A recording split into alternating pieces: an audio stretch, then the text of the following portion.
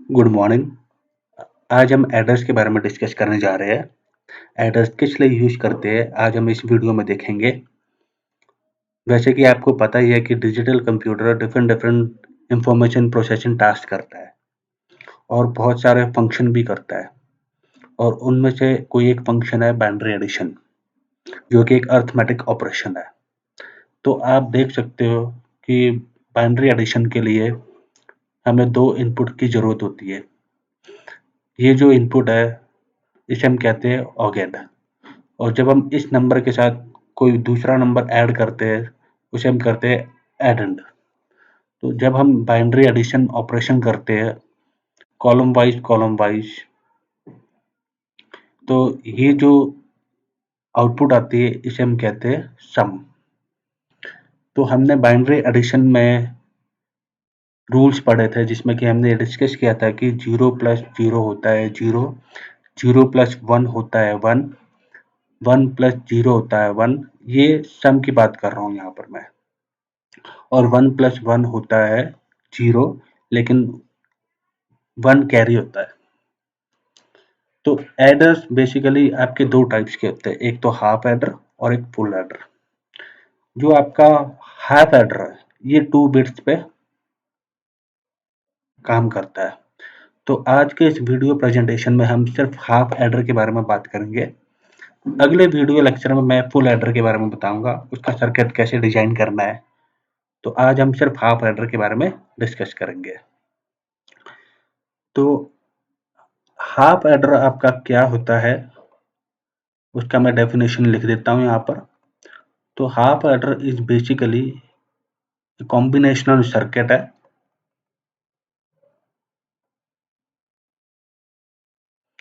जो कि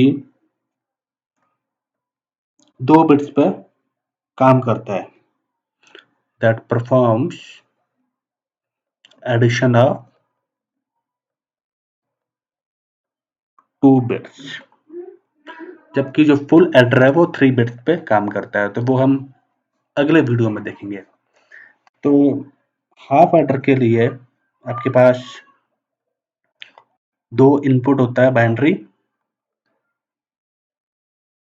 और दो बाइनरी आउटपुट होते हैं। जो दो बाइनरी इनपुट है वो मैंने आपको अभी बताया, एक होता है आपका ऑगेंड और दूसरा आता है एडेंड। और जो बाइनरी आउटपुट होता है एक होता है आपका सम और दूसरा आता है कैरी। तो फिलहाल मैं अभी यहाँ पर ट्रुथ टेबल डिजाइन करूंगा हाफ एडर का, ए बी, और उसके बाद हम सर्किट डिजाइन करेंगे। यहाँ सम और यहाँ कैरी। तो अगर a 0 है और b 0 है तो इन दोनों का जब हम एडिशन करते हैं तो सम 0 आता है, और उसमें जो कैरी है वो भी 0 होगा। अगर a 1 है और b 1 है तो उसका सम आता है 1 और कैरी आएगा 0। अगर a 1 है और b 0 है तो सम आएगा 1 और कैरी आएगा 0। और अगर दोनों 1 है तो उस केस में आपका सम आएगा 0, बट आपका कैरी क्या होगा, 1 होगा। तो ये आपका ट्रुथ टेबल है। तो इसके हिसाब से हम अब सर्किट डिजाइन करेंगे। तो सबसे पहले हम सम का एक्सप्रेशन बनाएंगे। तो जहां आप देख सकते हो कि यहाँ पर क्या है, सम का एक हमारा यहाँ 1 आ रहा है आउटपुट, और दूसरा हमारा यहाँ आ रहा 1। तो ये 1 कब आएगा, ये 1 आएगा जब a 0 हो और b 1 हो। इसका मतलब a 0 मतलब a बार, और b क्या है, 1 है, तो यानी b प्लस। और ये 1 कब आया, जब a 1 है और b 0 है। इसका मतलब a b 0 तो b बार। तो ये आपका एक्सप्रेशन हुआ, फंक्शन हुआ। अब हम कैरी का करते हैं। कैरी के केस में 1 कहाँ पर है, यहाँ पर है। तो आप देख सकते हो कि यहाँ पर a1 है b1 है, तभी कैरी क्या है, 1 है। इसका मतलब a बी। यहाँ पर मैंने प्लस इसलिए लगाया क्योंकि दो पॉसिबिलिटी है, ये पॉसिबिलिटी है और ये दूसरी पॉसिबिलिटी है, इसलिए दोनों पॉसिबिलिटी है, इसलिए यहाँ पर मैंने प्लस किया। लेकिन इनपुट क्या है, ए बी, तो इसमें हम क्या करेंगे, प्रोडक्ट करके लेके चलेंगे। अब हम इसके बेस पे क्या करेंगे, सर्किट को डिजाइन करेंगे। तो मैं अब आपको बताता हूँ कैसे करना है अपना डिजाइन। जैसे कि हमने डिजिटल लॉजिक सर्किट वीडियो में देखा था कि जो A bar B plus A B bar होता है, ये किसके इक्विवेलेंट होता है, ये होता है ए प्लस सर्कल करके बी, यानी एक्सॉर। और ये आपका क्या है, ये आपका क्या बना, एंड। तो यानी ये एंड गेट के थ्रू इंप्लीमेंट होगा और ये एक्सॉर के थ्रू इंप्लीमेंट होगा। तो जब आप सर्किट डिजाइन करेंगे तो आपने ये देखना है कि ये जो एक्सॉर है, ए प्लस सर्कल बी करके एक्सॉर है, इसको कैसे आपने बनाना है। तो उसको आपने पहले दो इनपुट लेना है, ये दो इनपुट। उसके बाद एक्सॉर का जो हमारा ग्राफिकल सिंबल जो हमने डिस्कस किया था, वो इस तरीके से होता है। और उसके आगे आउटपुट क्या है, तो ये आउटपुट क्या है, सम है, तो यहाँ पर हम लिखेंगे सम। अब ये ए बी है, ये ए बी क्या है, एंड है, तो यहाँ पर मैं ए लिख रहा हूँ, यहाँ बी। एंड के लिए मैंने यहाँ पर इनपुट एंड गेट को दे दिया है, इस तरीके से देना है आपने। तो ये आपका एंड गेट है और इसका जो आउटपुट है वो क्या है, सी है। तो ये जो आपका बना S that is equal to A XOR B, और ये है आपका कैरी ए बी।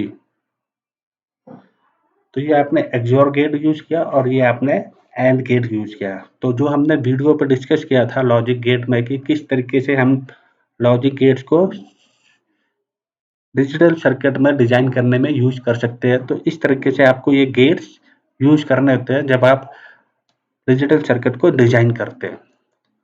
तो इस तरीके से आपने हाफ एडर को डिजिटल सर्किट इंप्लीमेंट करना होता है। तो this is a implementation of half adder.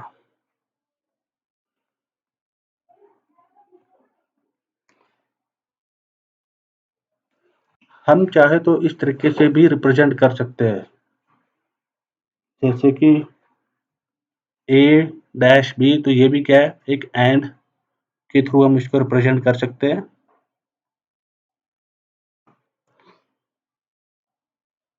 तो यहाँ पर क्या ए बार है, तो ए बार को मैं इस तरीके से यहाँ पर नॉट गेट लगा के भी कर सकता हूँ। यहाँ पर मैंने कर दिया ए और यहाँ पर मैंने कर दिया बी, तो ये हो गया नैंड। इसके आगे ये क्या प्लस है, तो प्लस आपका होता है और गेट में, और इसके लिए भी हम कर सकते हैं। यानी अब ए डायरेक्ट आएगा और ये क्या बी बार है, तो ये क्या बी, और जब हम नॉट गेट लगाते तो ये बी बार हो जाता है। इसको भी हमने इस तरीके से करके करके यहाँ पर प्लस है, यानी प्लस कब होता है, और गेट में।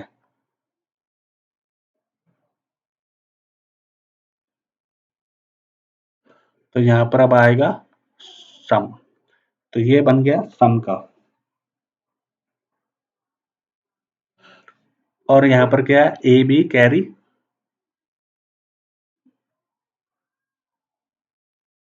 तो कैरी के लिए आप अगर इसके साथ ही ज्वाइन करना चाहते हो तब तो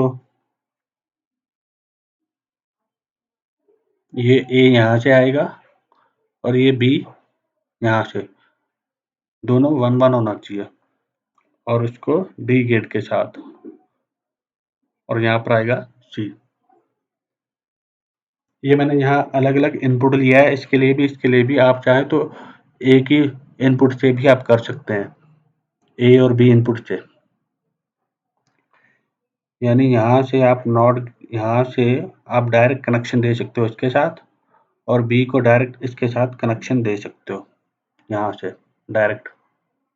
तो इस तरीके से हम हाफ एडर को भी डिजाइन कर सकते हैं।